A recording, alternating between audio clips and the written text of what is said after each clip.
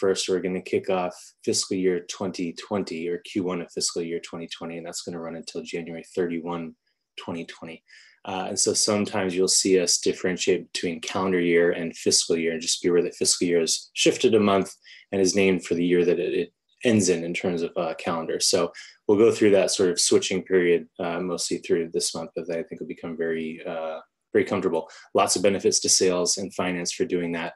One of the main benefits to engineering will be that when we do things like OKRs, we don't have to do it while we're on Christmas break. We can do it in the month of January and kick it off at 1. So just a quick heads up about that.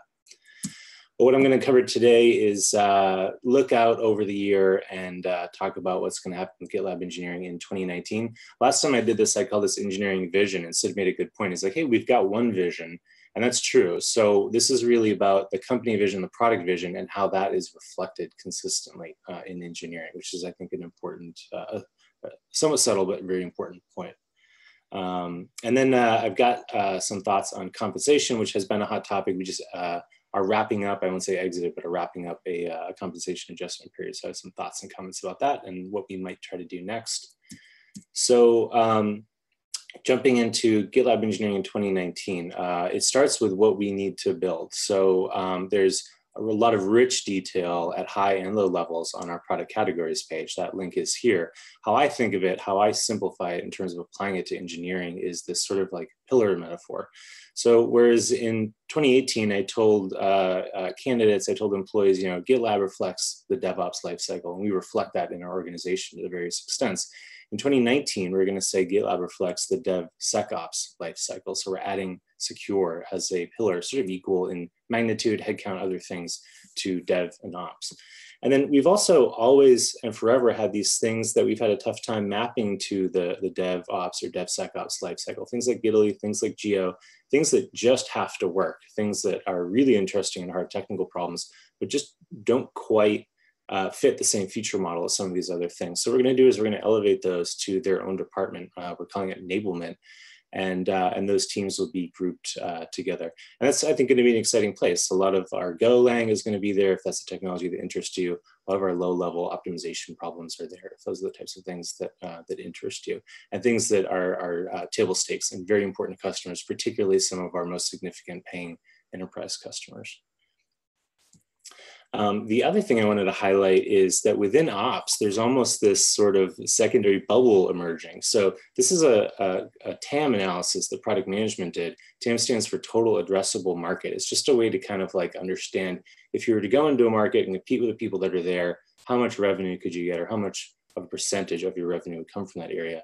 And monitor in some ways is actually a peer to DevSec and Ops. And so I think within Ops, you're going to see this sort of sub-department grow quite significantly. And even if it isn't on the same level conceptually as what I just outlined, in terms of headcount, in terms of complexity, and a lot of other things, I think you might see Monitor get there. So please pay attention to that, especially if that's an area that interests you, if you're already on one of those teams.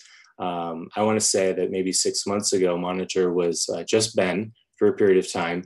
And now we've got, I believe, a group of about 15 people dedicated to it, but that's going to grow significantly, probably even a director and maybe 3 teams exiting 2019.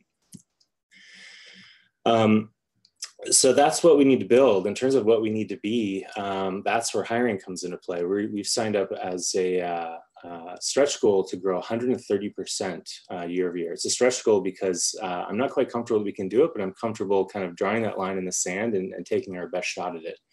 That means product development, which is product management and engineering, but not support, because support comes out of a different budget model from accounting's perspective.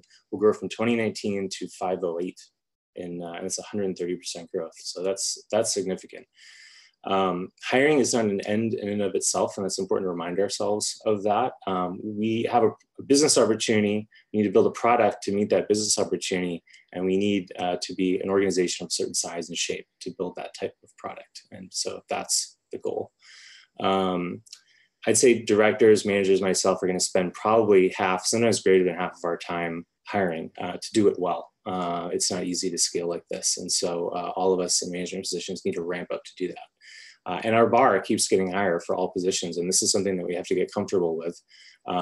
Every day that you work at GitLab, it gets a little bit harder to work here, but this is a great problem to have. And those of us who are already here don't really need to worry about this, but just be aware that This is what happens when you work at a successful growing company, and keep making sure as you take part in the hiring process, regardless of your role, that you're always thinking about how the team can be made better by the people that we're adding, as opposed to just getting bigger. It's really, really important. Note that this plan has been presented to the board, but not officially approved. I believe that is intended to happen January 17th. So still subject to change, but this is something we're pretty confident at this stage. And the full hiring plan, if you want to see what's going to happen on my team, or is my team going to split into 2 teams, that sort of thing, this spreadsheet is a direct link. There's also some of that Tam analysis and other things the product did going in there in other tabs in that workbook. We're going to do a reorg of our development teams. And I know reorg is a big scary word, but there's actually relatively little changes to individual contributors and who they're reporting to. This is mostly a management structure sort of thing. So we've got 3 separate development departments today. They're all reporting to me. What we're going to do is we've hired a senior director of development that they're all going to report into. And you're going to see that dev, sec, ops, and enablement be reflected in the sort of director structure. The senior director is going to be responsible for everything that needs to be common about these teams. Most prominently, regardless of what we're all doing, we release the 22nd of every month, and we haven't missed that date in 6 years. Going back well before I arrived. And so that's an example of something that's a cadence we all need to snap to. This director is also going to be responsible for carving out areas where it's okay to have local differences in style or even in process. So for instance, most teams don't do any form of estimation. We just, we're sort of fast and loose, and we look at passive metrics of productivity like throughput. There's a couple of teams that do some lightweight forms of estimation, and they're comfortable with that and makes them better. That's probably an area where it's okay, as long as it's not a drag on productivity. So they're going to oversee all those things. The directors are going to be an outward interface towards product management. And so we won't have directors focused on technologies like backend, front end, Go, Rails, Kubernetes. We'll have engineering directors as an interface to product managers. So they'll have someone to go to and say, hey, I want to talk about how we're going to do this strategically in the secure area of the product. And they've got an interface on the engineering side to do that. And each director will have backend and front end teams reporting to them. And so we can keep the messy bits about how technology is executed internal to engineering, and the product management and engineering interface can be about strategy. That does mean that, wherever you draw the lines, you have problems across the seams. That does mean we have to get good at things like a front-end initiative or a back-end initiative that involves teams in multiple sub-departments reporting multiple directors. And I'm confident that we can do that, and we can do that internal to engineering, and nobody has to be concerned outside of the department how we do that stuff. And I will have, I'll drop from 8 direct reports to 6. So my span of control will be reduced. All the directors' span of control will be reduced. So this is really going to help with all of our focus, that we can dive deeper with each one of our teams and provide more value, hopefully. And then it'll also provide bandwidth to grow that span of control back up over 2019. And then maybe we'll do another reorg towards the end of the year where we get back down to a span of control to, from 8 to 5 or so.